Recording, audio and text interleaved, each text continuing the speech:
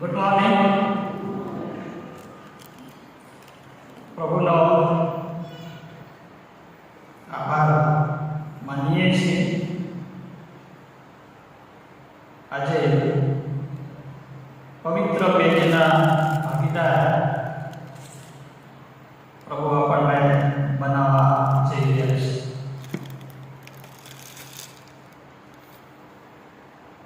જે બે શાસ્ત્ર પાઠ વાંચવામાં આવ્યા અને બંને શાસ્ત્ર પાઠ લઈને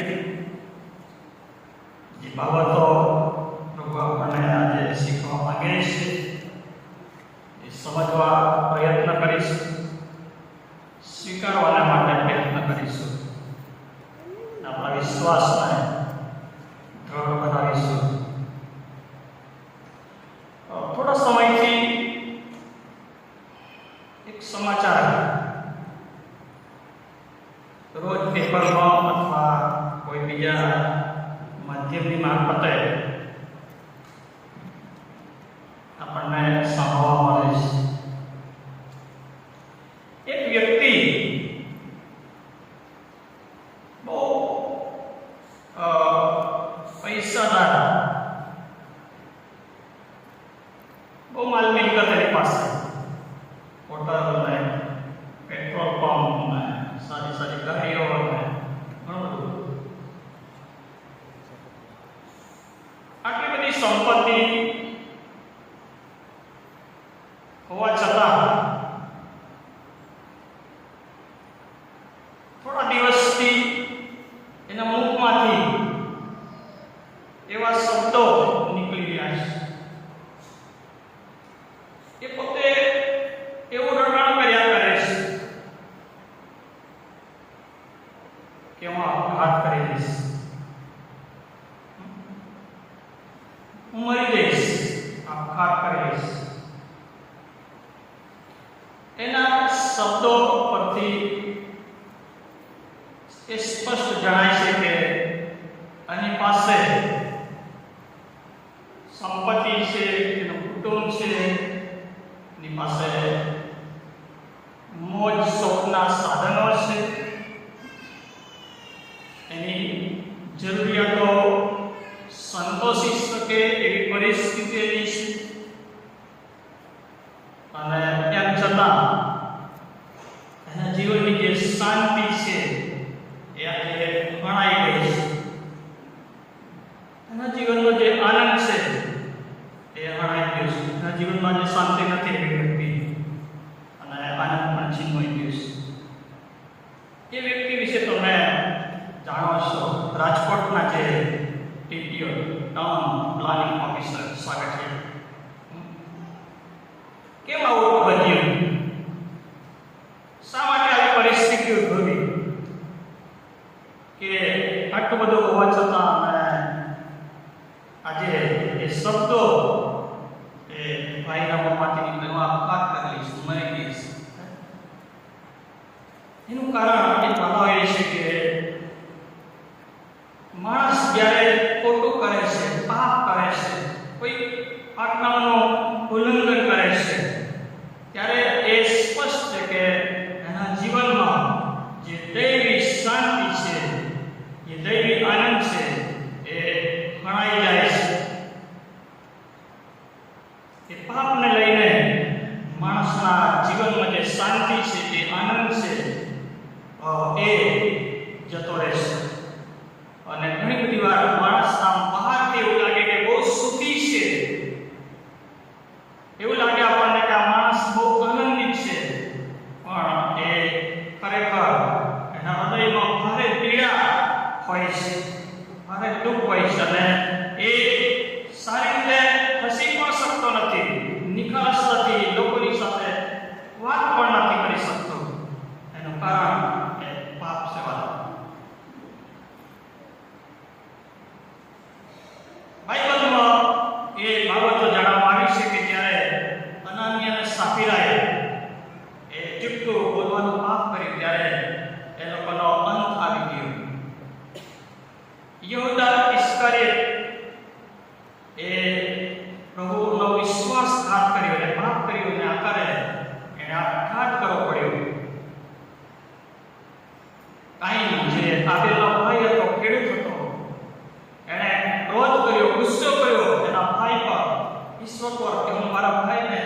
કરનારો કેવો હશે?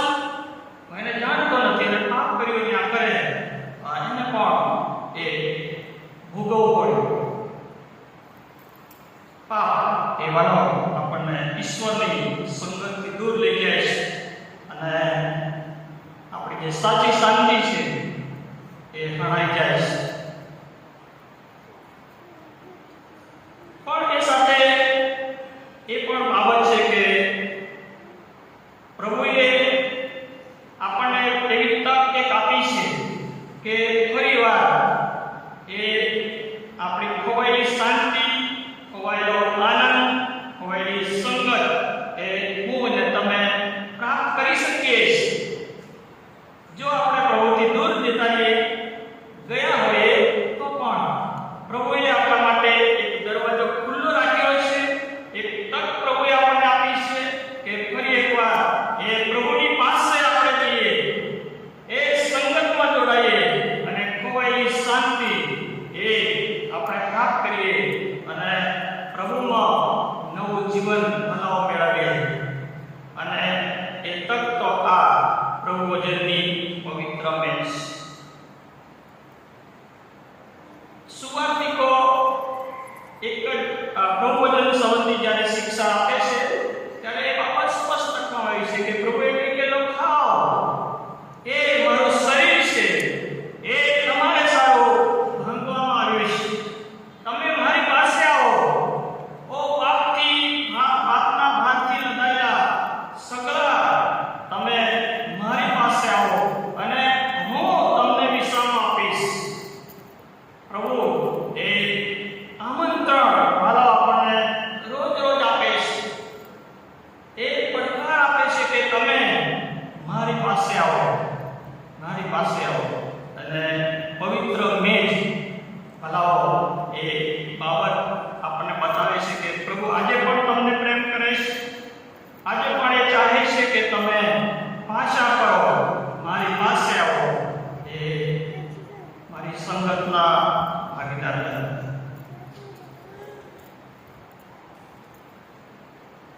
જે શાસ્ત્ર પાઠ આપણે વાંચ્યા એના આધારે જે બાબતો હું તમારી સમક્ષ લાવવા માંગુ છું. પ્રેરિતોના કૃત્યોનું પુસ્તક એનો 2જો અધ્યાય. તમારું બાઇબલ જો તમારી પાસે છે તો તમે ઉઘાડશો. પ્રેરિતોના કૃત્યોનું પુસ્તક એનો 2જો અધ્યાય એની 41 અને 42મી કલમ. ત્યાં પર એવું લખ્યું છે કે ત્યારે જેઓએ તેની વાત સ્વીકારી તેઓ બાપ્તિસ્મા પામ્યા. શું કહ્યું કે ત્યારે જેઓએ તેની વાત સ્વીકારી તેઓ બાપ્તિસ્મા પામ્યા. આ કયા લોકો છે? એ બીજા અધ્યાયમાં તમને જોવા મળશે કે પિત્તરનો જે સંદેશો હતો એ સાંભળીને એ લોકો તારા પામ્યા હતા. 37મી કલમમાં લખ્યું છે, બીજો અધ્યાય 37મી કલમમાં કે હવે આ સાંભળીને તેઓના મન વિંધાઈ ગયા અને તેઓએ પિત્તરને તથા બીજા પ્રેરિતોને કહ્યું કે ભાઈઓ, અમે શું કરીએ?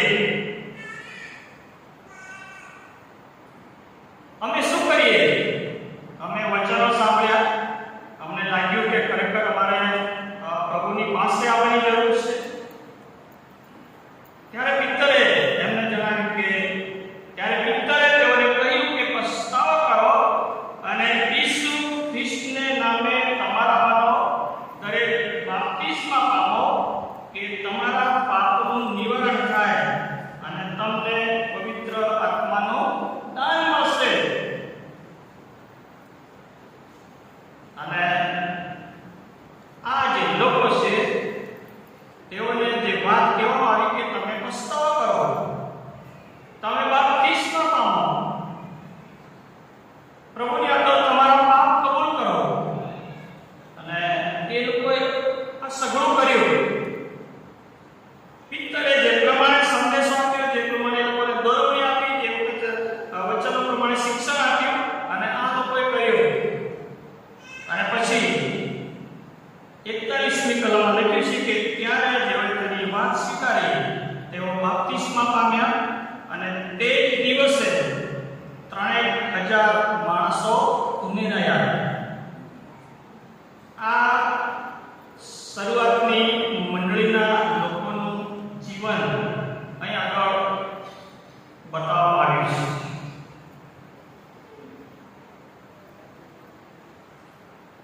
શરૂઆતની જે મંડળી હતી એ લોકોનું જે જીવન છે એ બતાવવામાં આવ્યું છે. અને પછી 42મી કલમમાં શું લખ્યું છે કે તેઓ કે જેઓ બાપ્તિસ્મા પામ્યા હતા, જે લોકોએ પોતાના પાપોની કબૂલાત કરી હતી, જે લોકોએ પસ્તાવો કર્યો હતો, એ લોકો શું કરતા હતા કે તેઓ પ્રેરિતોના બોધમાં દર રવિવારે ચર્ચમાં આવવાનું, પ્રેરિતો એ લોકોને જે સંદેશો આપે, જે બાઇબલનું શિક્ષણ આપે એ સાંભળવાનું, એ વચનો પ્રમાણે જીવન જીવવાનું, આ બધી બાબતો આવી જાય પ્રેરિતોના બોધમાં. પછી કહે છે કે સંગતમાં, આવી સંગતોમાં એ લોકો રહેતા હતા. બાપ્તિસ્મા પામ્યા, પસ્તાવો કર્યો, પછી તબક્કાવાર લખવામાં છે બોધમાં, સંગતમાં, અને આગળ લખ્યું છે કે રોટલી ભાંગવામાં, એટલે કે આ રીતની જે પવિત્ર મેજ છે, પ્રભુ વચનનો સંસ્કારની વાત છે, એ રોટલી ભાંગવામાં એમાં પણ એ લોકો સાથે રહેતા હતા. અને કહે છે કે ત્યાર પછી પ્રાર્થનામાં દ્રઢતાથી લાગુ રહ્યા. બધી બાબતો એ લોકો કરતા આવ્યા છે. તમે જુઓ કે પ્રેરિતોના બોધમાં, સંગતમાં, રોટલી ભાંગવામાં અને પ્રાર્થનામાં એ લોકો દ્રઢતાથી લાગુ રહ્યા.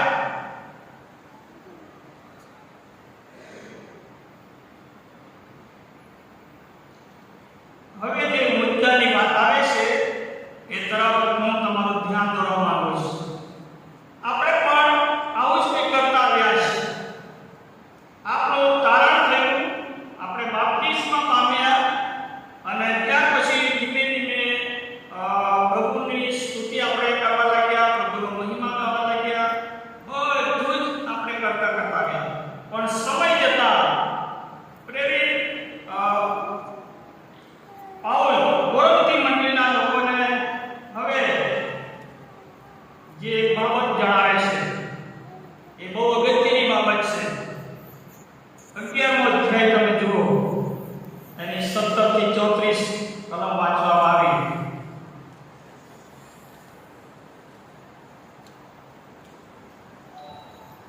શરૂઆતની જે મંડળી છે એના લક્ષણો મેં તમને બતાવ્યા, પણ હવે ધીમે ધીમે સમય બદલાયો છે, વર્ષો વીતતા ગયા છે અને મંડળીના લોકોનું જે ચિત્ર છે એ વળાવ બદલાઈ ગયું છે. અને એ બાબત આપણે સમજવાની જરૂર છે. એ છે કે આવું કહી શકે છે 11મો અધ્યાય અને 17મી કલમમાં, પરંતુ આટલું કહીને હું તમારા વખાણ કરતો નથી, કેમ કે તમે સુધારાને સારું નહીં પણ બગાડને સારું એકઠા થાવ છો. શરૂઆતની મંડળીના લક્ષણો કેવા હતા? શરૂઆતમાં જે ખ્રિસ્તી લોકોનું જીવન કેવું હતું કે એ લોકો પસ્તાવો કરે છે, બાપ્તિસ્મા પામે છે, ત્યાર પછી કહે છે કે એ લોકો બોધમાં, સંગતમાં, રોટલી ભાંગવામાં અને પ્રાર્થનામાં દ્રઢતા લાગુ રહ્યા. અને હવે મંડળીની પરિસ્થિતિ, ખ્રિસ્તી લોકોની પરિસ્થિતિ પાઉલની સમક્ષ બદલાઈને જોવા મળે છે. પાઉલ કહે છે કે હું તમારા વખાણ કરતો નથી.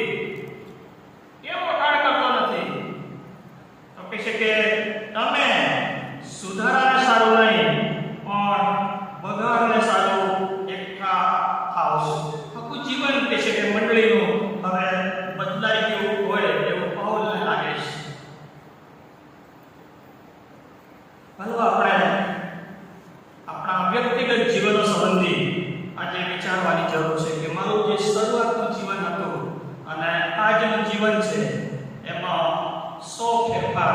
જોવા મળે છે. પહેલા કદાચ આપણે બહુ પ્રાર્થનાવાદી હતા, આજે કદાચ પ્રાર્થનાવાદી નથી. એક સમય એવો હતો કે આપણે એકબીજાને પ્રેમથી મળી શકતા હતા, આજે કદાચ પરિસ્થિતિ નથી.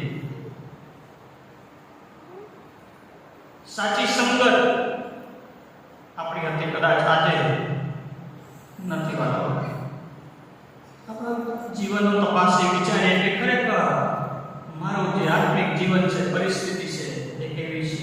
મંડળી એટલે કે હું અને તમે. આવું કહે છે કે આટલું કહીને હું તમારા વખાણ કરતો નથી. આગળ કહે છે કે તમે સભામાં એકઠા થાવ છો ત્યારે તમારામાં ફાટફૂટ હોય છે એવું મારા સાંભળવામાં આવે છે, એવું મારા સાંભળવામાં આવે છે. અને થોડે ઘણે અંશે એ ખરું પણ છે.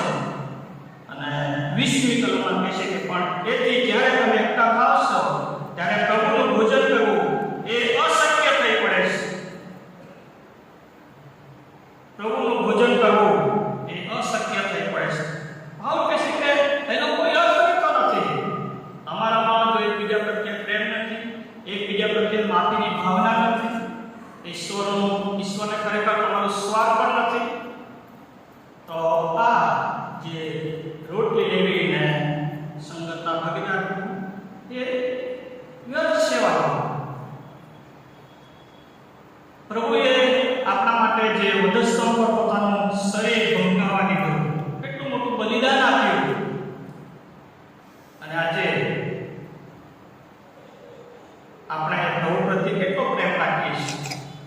પ્રભુ પ્રત્યે પ્રેમ રાખીને આપણે કેવા પ્રકારનું માનવ જીવન જીવીએ છીએ. એ છે કે તમે ને આગળ લખ્યું છે કેમ કે ખાતી વખતે તમારામાંનો દરેક પોતપોતાનું ભોજન કરી લેશે, કોઈ ભૂખ્યો રહેશે તો કોઈ છઠ્ઠો બને છે. મન ફાવે તે રીતે લઈ લેવું, કોઈ પણ જાતની સમજણ વગર એ ભોજન લઈ લેવું, એવું પાઉલે આગળ જણાવે છે. હલો, પવિત્ર મેજનો જે અર્થ છે આપણે સમજીએ. એ તો શરીર છે, પ્રભુ ઈસુ ખ્રિસ્તનું આપણા માટે બંધાયેલું શરીર છે. વાળાઓ, એને ગમે તે રીતે લેવાનું નથી. આપણે એની કિંમત આપણે સમજીએ. વાળાઓ, બહુ મોટી કિંમત પ્રભુએ એ વધસ્તંભ પર મારા અને તમારા માટે આપી છે.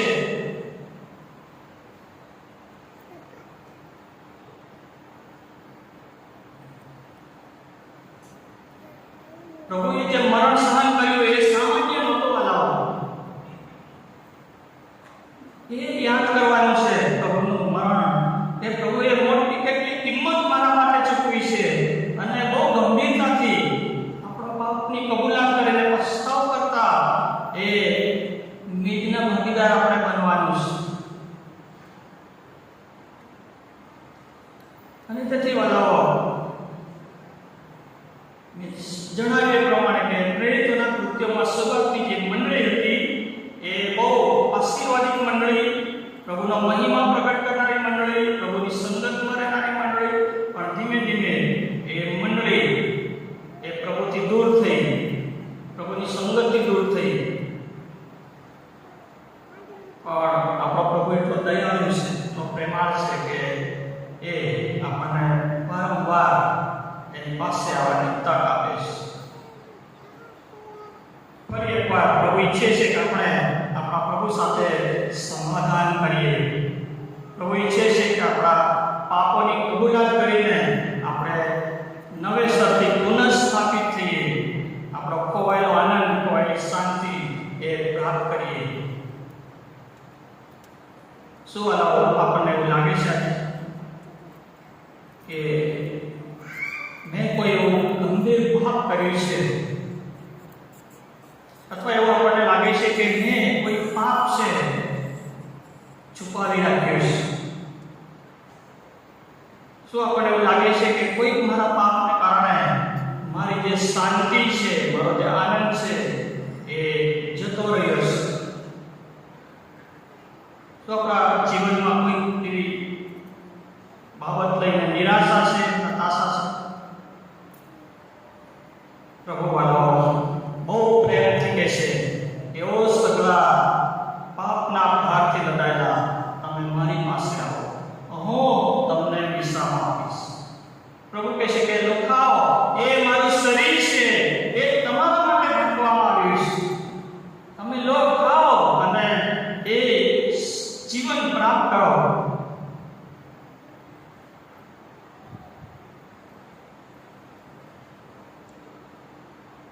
પહેલો કોરિન્થીનો 11મો અધ્યાય 25મી કલમમાં પાઉલ કહે છે કે એ પ્રમાણે ભોજન કર્યા પછી તેણે પ્યાલો લીધો અને કહ્યું કે આ પ્યાલો મારા રક્તનો નવો કરાર છે.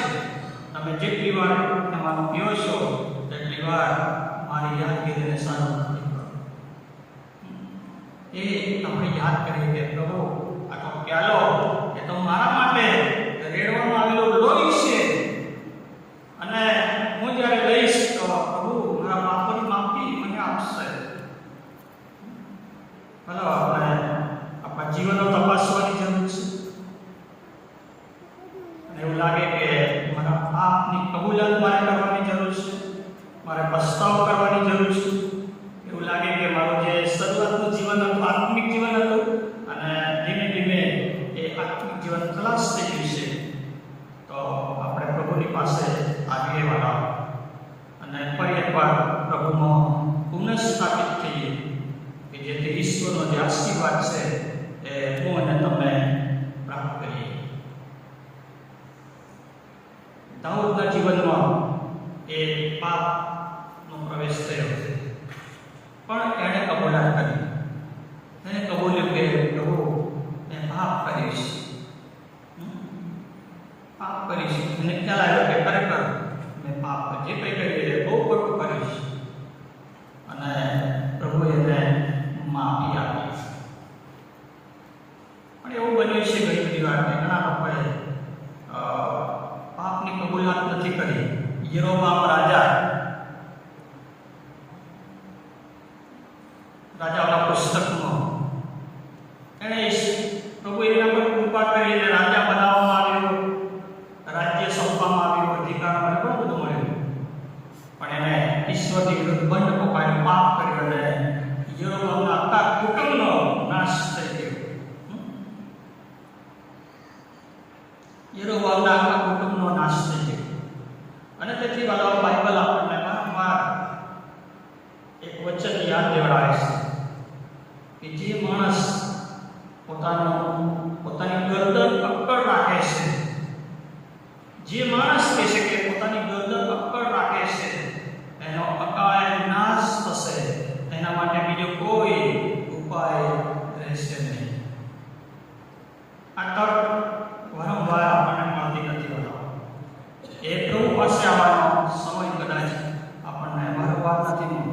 જે કોઈ માણસ પોતાની ગરદન અક્કડ રાખે છે એનો અકાળે નાશ થશે, અને એના માટે બીજો કોઈ ઉપાય રહેશે નહીં. પ્રભુ આજે